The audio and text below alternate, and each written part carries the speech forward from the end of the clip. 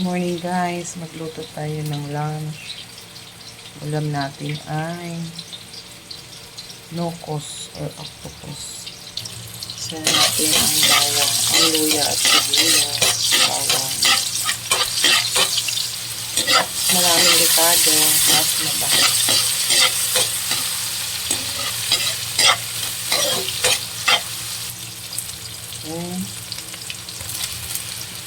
Tulutin natin ang ating pusit.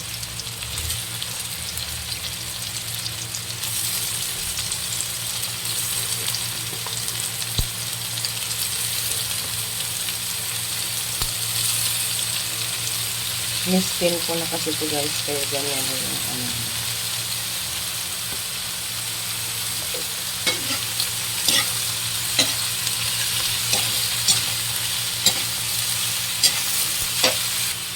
Haluan natin sa suka.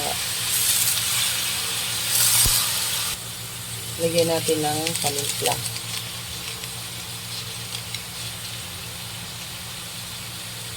Pamintang powder.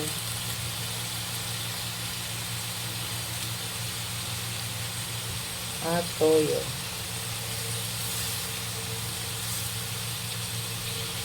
Ayan.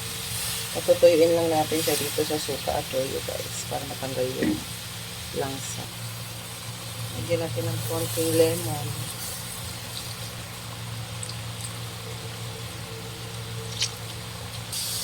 Dahil tuyong-tuyo na, ilagay na natin ang ating fish gata.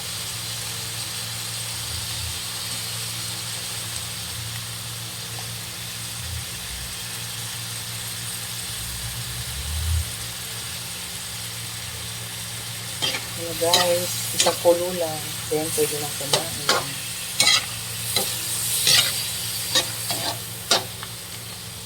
Ayan na ang ating ginataang octopus.